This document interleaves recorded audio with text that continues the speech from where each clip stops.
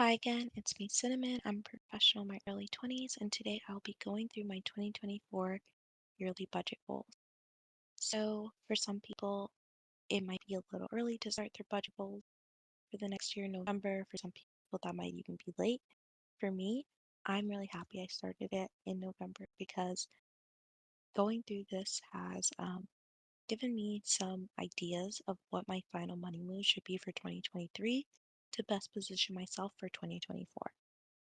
So, to get right into it, I think the thing that helps me kind of ground myself in what the year is going to look like money wise is just figuring out my gross income. I do get paid a salary, but there are a few weird things in how I am paid that makes it um, that I have to do a little bit of math to figure out what my gross income for the year is going to be.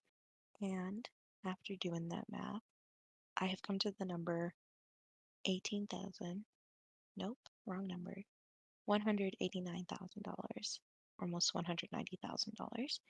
And this excludes restricted stock units, but it does account for an internal promotion I am expecting. Um, yeah, so it is a little bit tricky and like nerve-wracking making this plan because that isn't 100% guaranteed, but it's like very, very likely. So I did bake it into the plan. The other thing I am considering for 2024 is switching jobs, mainly just to get a higher salary. I really like my current job, but yeah, would be, you know, easier to get a higher salary with switching jobs. So that is something that I'm also considering for 2024. But that isn't baked into the plan because I feel like there is so much going on in the industry right now that that is a little bit too unpredictable for me to bake in. Anyway, from my gross income, I plan to max out both my 401k. So the limit for 2024 is $23,000 and my HSA, and the limit for that is oops, $4,150 for an individual. I'm not very good at saying numbers. I'm trying to get better at it, so please bear with me. And since we already have those numbers out, I will just show that I also plan to max out my Roth IRA in 2024, which has a limit of 7,000. So we already have some numbers on what my retirement and health savings and investments will look like. So this 30,000 is again the $23,000 from my 401k and the $7,000 from my Roth IRA. Now I like to do all my numbers not based on my gross income because it's like I don't know, you have to pay taxes. So I like to do everything on my like pseudo net income. But to get to that, pseudo net income being that it is not exactly what hits my checking account because it does include my 401k and HSA contributions. But again, it's just all the money I make sans taxes. Um, and so to figure out how much taxes I'm going to pay, I use ADP's paycheck calculator, and it's really good. ADP is the service most companies use for payroll. So they actually know like what will be withheld from your paycheck, and they tend to overestimate just like slightly too. So I think that gives like a good buffer for me. And the total I'll be paying in taxes in 2024, I estimate will be $57,733.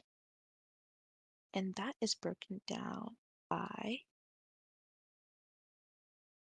28, almost 29,000 in federal taxes, 14,000 in FICA, and I think Medicare. I think that's like including everything.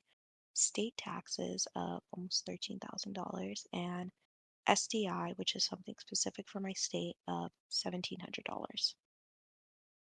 Now, again, just taking my gross income minus my taxes, I get what I consider my net income of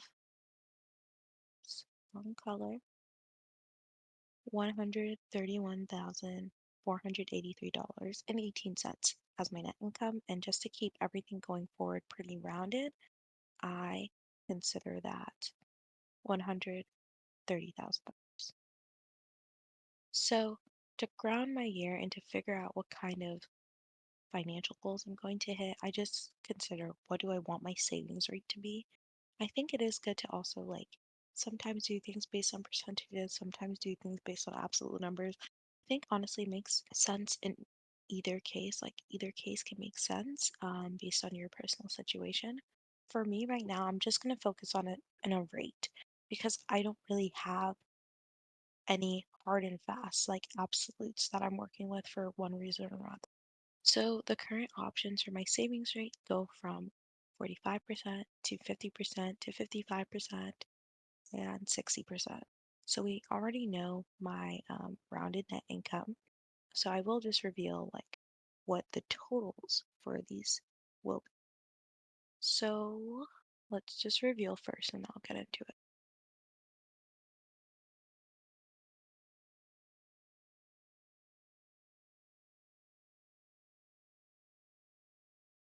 Okay. So at a 45% savings rate, I'd have $71,000 for my personal expenses, and I would be putting $58,000 into savings and investments. At a 50% savings rate, I'd be putting $65,000 towards my personal expenses and $65,000 towards saving and investments. At a 55%, the numbers switch to 58,000 for personal expenses and 71,000 for savings and investments. And at 60%, I would be putting $52,000 towards personal expenses and $78,000 towards savings and investments. So just to finish off the savings and investments portion,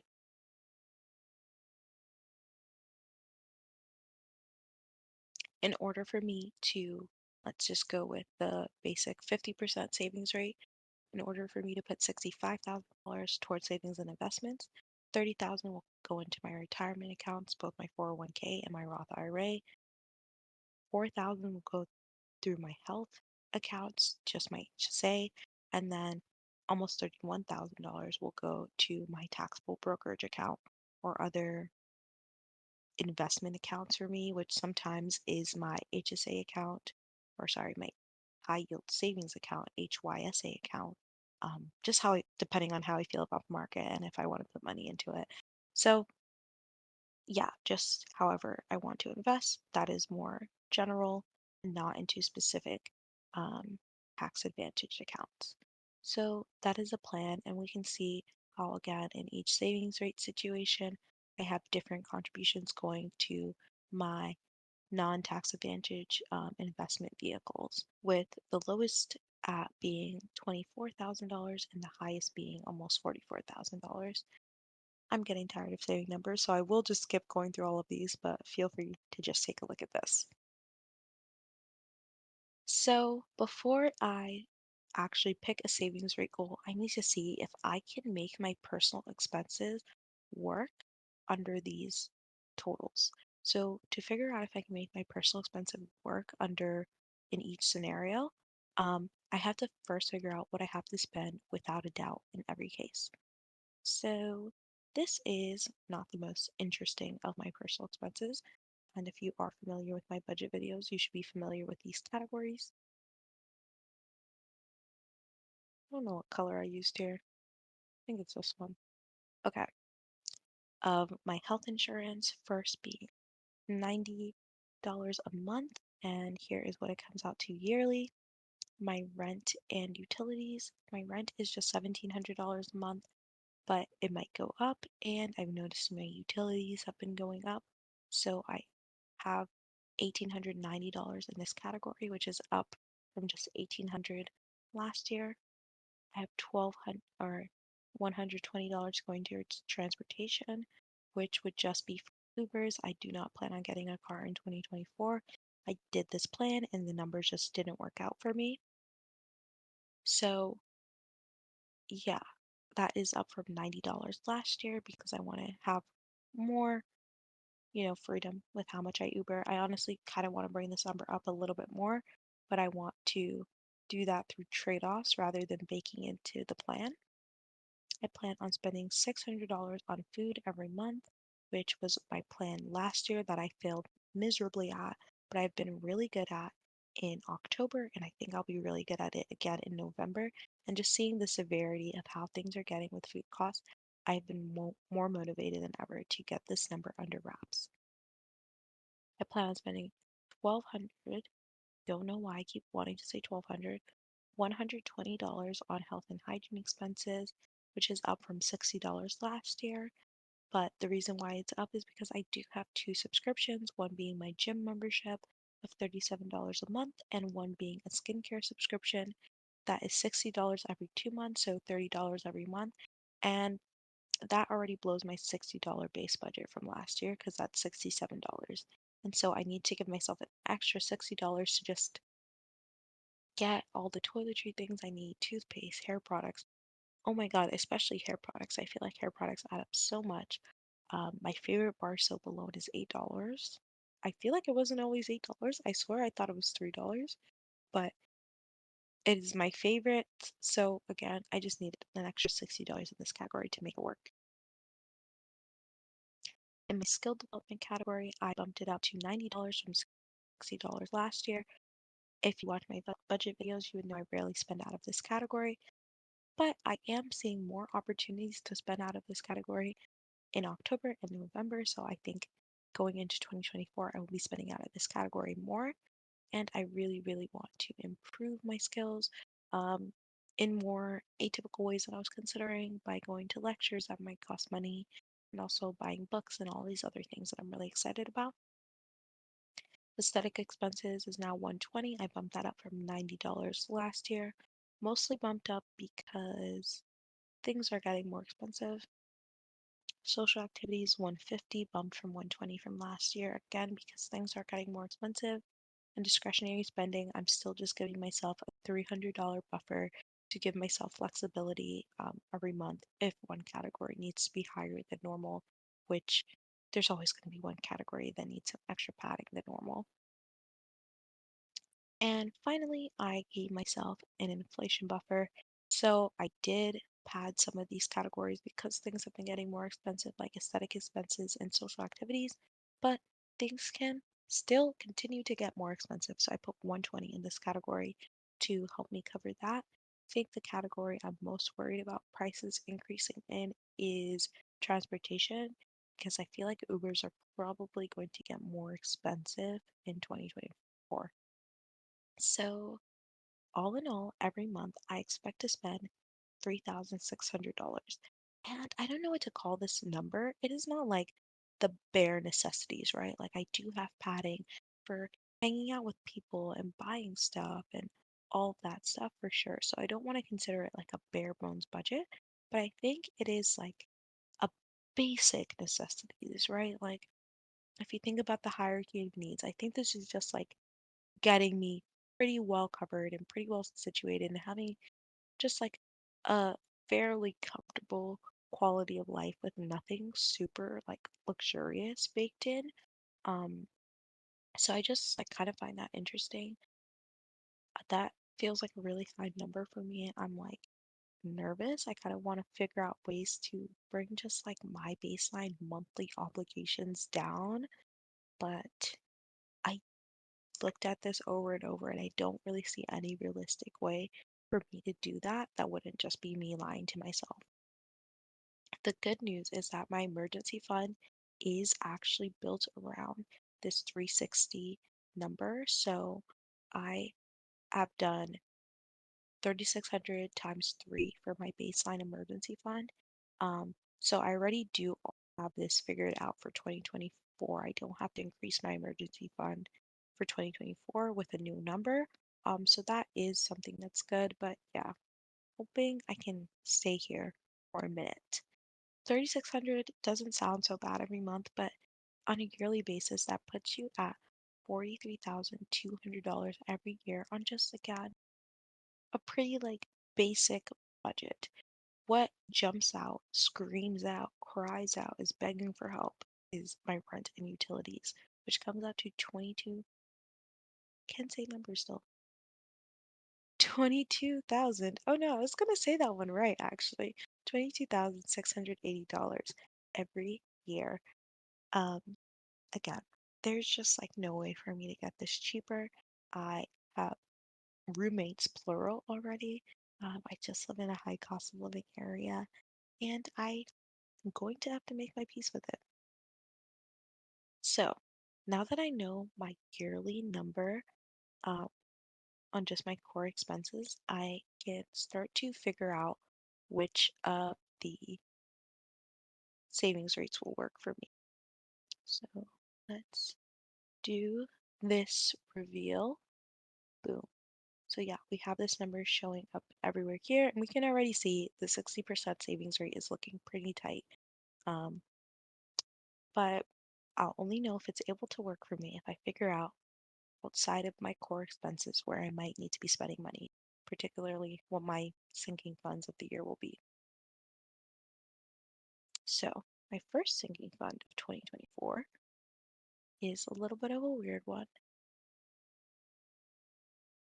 This color, ooh, okay, is driver's ed. So in 2024, I'll actually be putting $0 towards the sinking fund because I will use my 2023 money to put $1,200 to the sinking fund. So this is why this is really helpful planning because now I can figure out, okay, how can I use my 2023 money to get me further to where I need to be for 2024?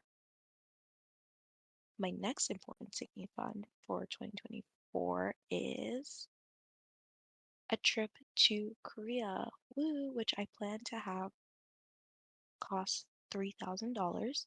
And I got this 3,000 number looking at a Reddit post of people saying what they spent on their trip. And it was actually more close to like 2,400, 2,500. So I just baked in a little bit extra there um, because I don't expect this to be a super crazy costly trip for me outside of the flight. So that is why I put this note that I want to work on 2024, getting maybe a different credit card to get better points or something to help reduce the cost of that flight. Because, wow, that was just like the crazy part of everything. Because when I actually looked at everything in Korea, it was pretty affordable. Just like given, that I'm coming with like a US salary and stuff. So it was affordable for me. Now, this is considered a priority for me, not because I really, really am dying to go to Korea in 2024. I could honestly wait to go on this trip, but I do want to get some work done, and it is cheaper to get it done in Korea. I want to actually like scope out the area before I make that plan, though, to make sure it's something like I'm fully comfortable with. So that is why I'm considering this Korea trip a priority. If I spend this $3,000 just like doing this first initial look at clinics and everything, and I like them, I can end up saving um, tens of thousands of dollars in the long run. Which brings me to my next priority sinking fund, which is surgery. Yes, I do plan on getting cosmetic surgery in 2024. That is like my hard limit. I feel like I've been kind of pushing this off for a while because it is a huge amount of money to drop, and I did not want to drop it. Um, I think, with any like at least with this cosmetic surgery, it lasts you for your whole life. So my way of thinking about it is if I get it earlier, I get slightly more cost per use.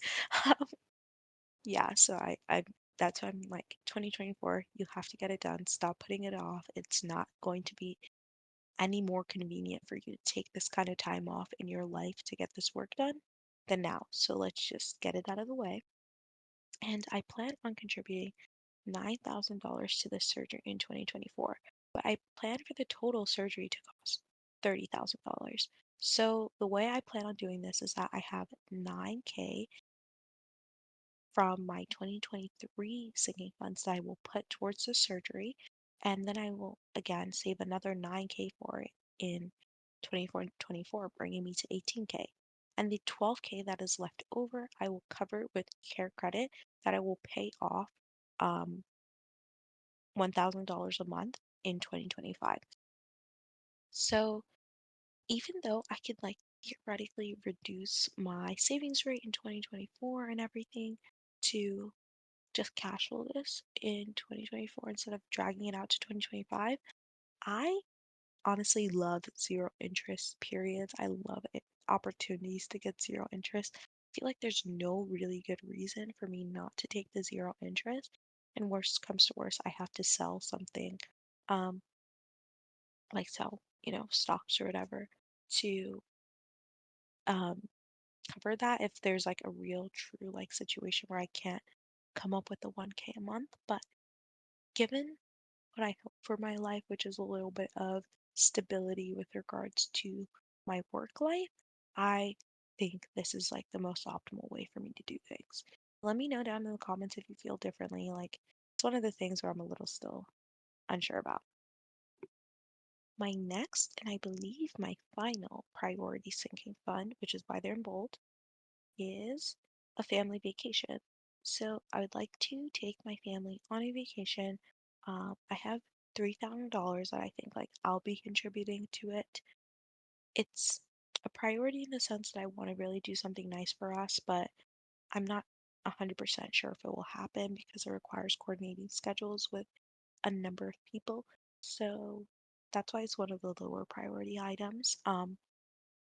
Yeah, and I plan to contribute to this solely with 2024 money. So that is that. Now, my other sinking funds, which are not priorities, which likely won't be happening, but I still like to have them documented just in case I get a crazy windfall. Who knows? Immigration assistance. Actually, this is a priority. So, 1,200, nope, $2,100 towards the immigration assistant. It is a priority. If it is happening, I will drop the money for it and take from other places and whatever to make it happen. The reason why it's not bolded is because I'm trying to help someone with their immigration and is really on their timeline for when it will happen. I don't know if 2024 is the year for that for them. I did have this on my 2023 list, and they were like pretty unsure about it throughout the whole year. So I'm like, 2024, if it happens, we'll see. But yes, that is just something I want to keep in mind that I might have to shell out money for. The next one is laser hair removal. And this, I have $3,000 worth of contributions for 2024, but it's going to cost $6,000 total. Um, and I'll just start it in the second half of 2024 and then finish it off in 2025. This is so worth it to me. This would be a priority to me, but it just feels way, way, way too expensive. Like, again, cost per use. The earlier you get it done, it feels like it would be more worth it. But I just don't want to shell out the money for right now. But again, if I get a windfall, it would be one of the first things I would like get done. But yeah, it just feels like compared to everything else, not that important. And it is, $6,000. It's like a lot per session. So, oops, oops, okay. There are notes everywhere. That brings me to my final priority, or just sinking fund. It's not a priority, which is just general beauty stuff. So, my ideal world, I would get my hair and nails done twice a month, or every 2 weeks, actually, not twice a month. Um, and that would be great. That is my ideal world. But that comes out to about $600 every month for me, given like the people I go to and everything. And theoretically, I can make that fit into my budget. Maybe like in the future, like after I get these big ticket items off my back, like especially this surgery, it's just been like a big ticket item that's kind of been looming over me, and I'm like, it makes me not want to spend money because I feel like I'm gonna spend a crazy amount of money on one thing. Yeah. So I don't want to like commit to starting those regular appointments and anything in 2024. I mean, I'm gonna just stick to doing everything myself for now. Um, but again, if I get a windfall, if there's something crazy that happens that makes the numbers make sense, I will be spending about $600 a month in this category, which brings me to 3,600 for 2024, and that's like 7,200 total. Um, if it goes into 2025, pretty much the same thing as laser hair removal. Anyway, now this brings me to our totals of, okay, so our total amount that we'll need for all of these sinking funds to be covered in 2024 is $23,700. And across 2024, 2025, and I guess 2023 technically, I would have spent $52,050 or $500 on these sinking funds. Yeah, this number is really surprising to me because I've tried to do this multiple times and like the first way I did it had me completely cash flowing the surgery in 2024 and like the numbers were not working out at all. And yeah, I decided to bring this down with the whole like $19,000 or $9,000 only in 2024 and care credit and all of these things. The sums still came out to really high numbers. Um, but will we be able to make this work? Okay, now it is time to go to the rest of the budget.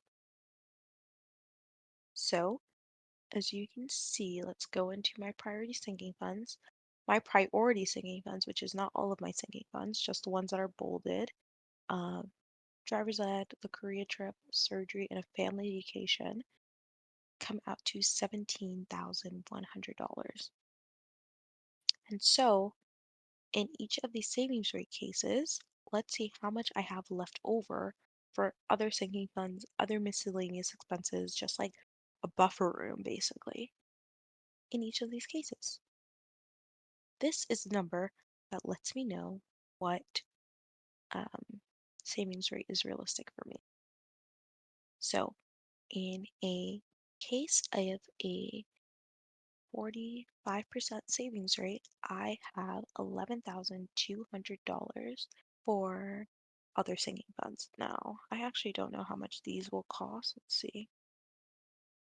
These are $8,700. So that means I will be able to get all of my sinking funds covered and have buffer room, which is really cool if I go for the 45% savings rate.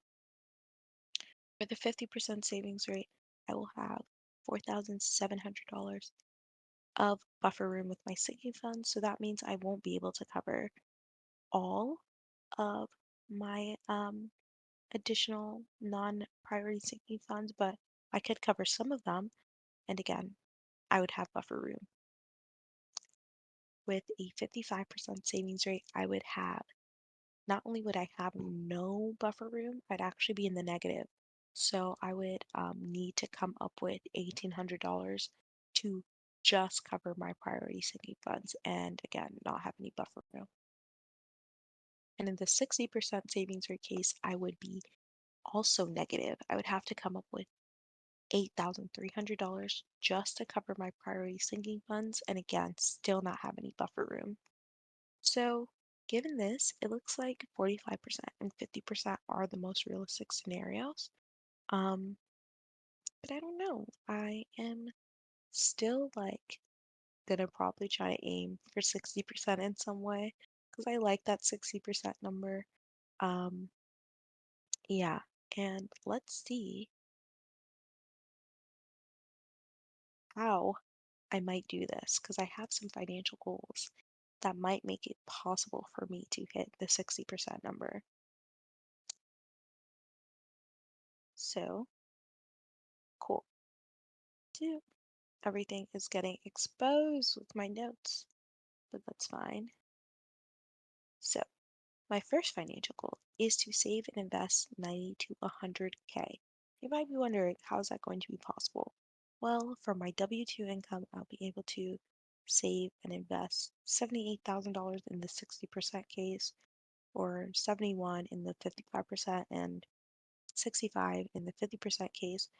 Um, but I will also be getting restricted stock units. If all goes well, those will increase in value. I'll have to pay taxes on them still, so they'll increase in value, but I'll still get less than I planned. And all in all, it can come out to a number that gets me to probably $90,000. $100,000 would require extra income. I have a note there which talks about, yeah, the taxes on the restricted stock units I've seen to be pretty much about 50%. Um, so half of whatever I think.